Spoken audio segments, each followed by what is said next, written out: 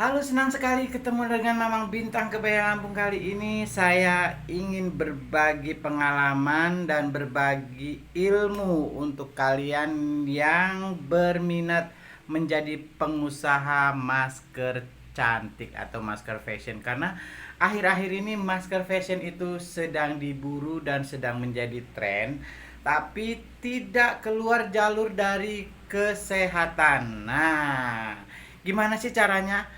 Nah, nih Mama kasih tahu. Uang 100.000 itu bisa menjadikan kita seorang pengusaha apabila kita konsisten di bidang itu secara kontinu. Apa cara-caranya? Mama akan bedah, tapi jangan lupa Mama kasih semangat dengan cara subscribe dan tekan tombol lonceng supaya kalau Mama upload video yang sejenis ini dan yang lain-lain kalian ternotifikasi di HP dan di email kalian. Jangan lupa Mamang juga bakal ngasih giveaway di video-video selanjutnya. Dan sekarang Mama akan bedah nih ya, gimana sih uang 100.000 bisa menjadikan kita seorang pengusaha yang bergerak di bidang masker atau di bidang yang lain bisa juga. Cuman kali ini saya akan membedah uang 100.000 bisa menjadi pengusaha masker. Satu nih, satu catat niat. Niat kalian apa? Untuk meningkatkan income atau ingin melanjutkan hobi yang dulu sekolah dengan kreativitas yang mandek karena kesibukan. Dan ini terutama nih ibu-ibu atau ibu-ibu muda yang tadinya kreativitasnya tinggi tapi terjegal oleh kesibukan. Misalkan dia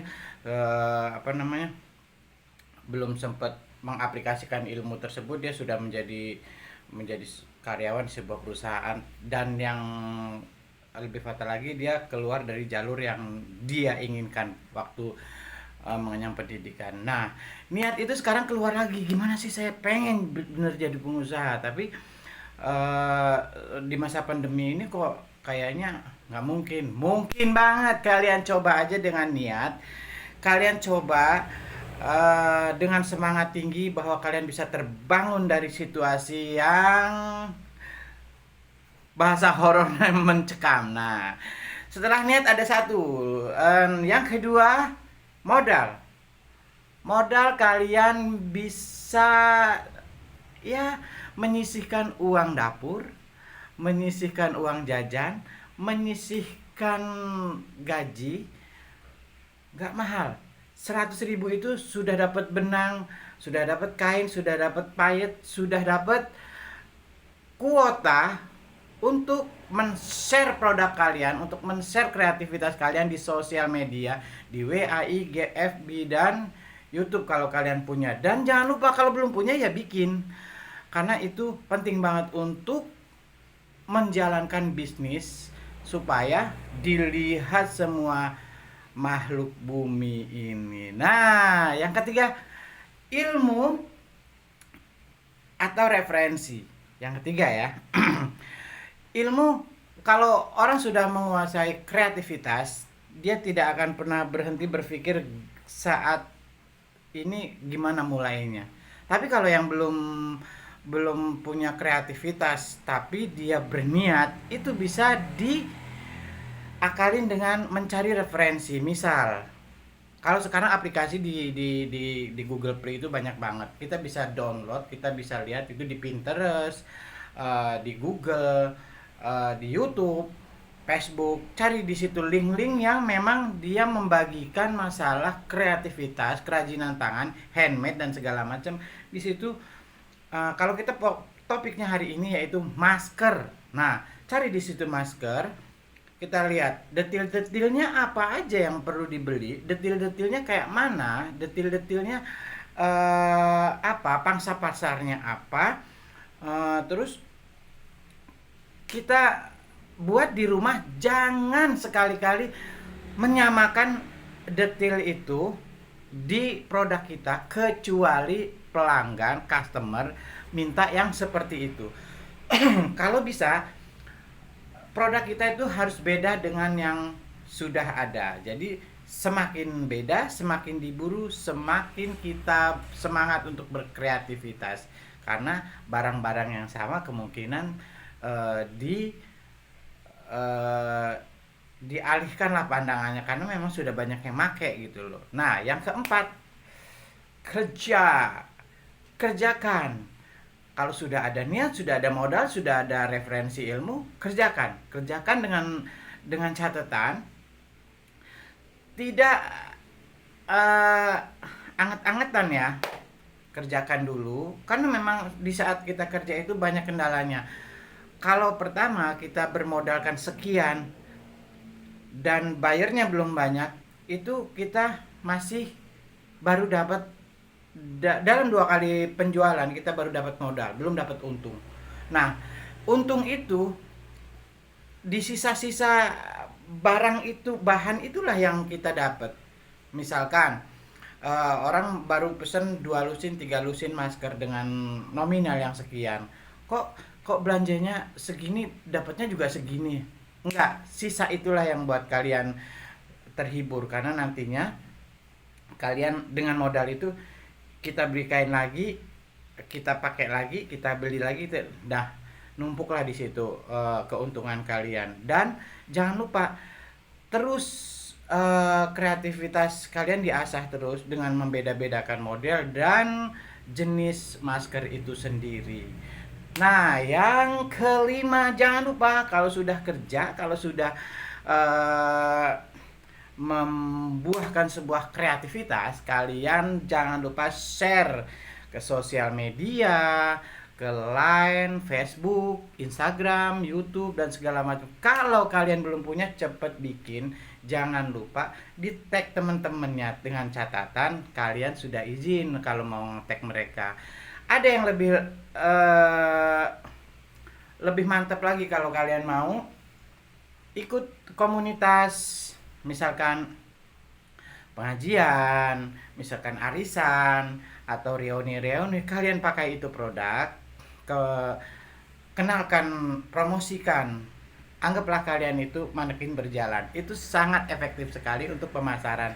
Secara mereka lihat secara real hasil kalian itu di depan mata customer, jadi mereka terpukau, mereka mau, mereka order.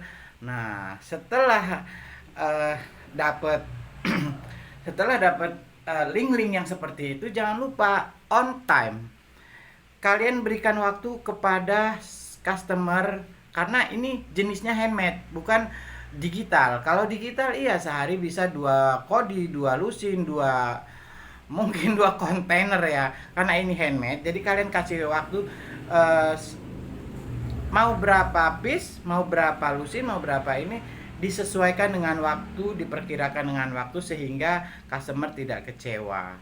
Nah, kalaupun ada perubahan, misalkan perubahan tanggal dan segala macam, itu dibicarakan dengan bagus supaya kerjasama antara customer dan kita tetap berjalan.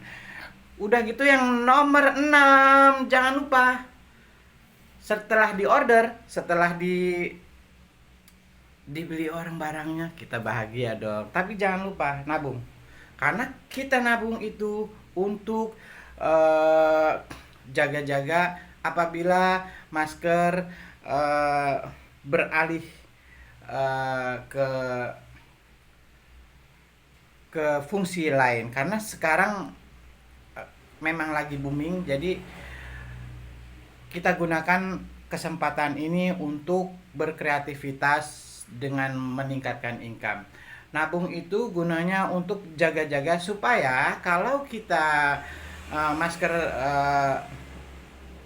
intensitasnya menurun, jadi bisa beralih ke handmade atau kerajinan tangan yang lain. Misalkan sarung kursi, sarung bantal dan segala macam, kita bisa mengatasi kesurutan masker tersebut. Nah, menabung juga bisa menjaga kita dari keterpurukan karena disitulah pengusaha setelah kerja capek, setelah kerja penat dengan segala macam bisa berlibur, bisa mengobati kepenatan pikiran segala macam. Itu gunanya nabung, selain dari tujuan kita untuk meningkatkan pendapatan keluarga, selain untuk membahagiakan anak, dan otomatis ya untuk menggapai tujuan apa yang kita mau di masa pandemi ini.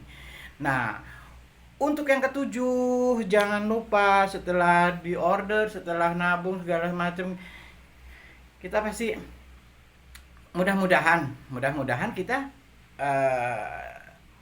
usahanya berjalan, eh, lancar orderannya. Tapi disitulah kadang-kadang pengusaha dihadapkan dengan dua kondisi, antara semangat dan star syndrome. Jadi kalau kita lagi usaha lagi kenceng-kencengnya, kadang-kadang ada pikiran jenuh, mau dilanjut apa enggak ya, mau di stop gimana ya. Nah, di situ psikologis kita terbagi. Nah, jangan lupa kalau sudah begini ini, kita harus cepat-cepat mengatasinya dengan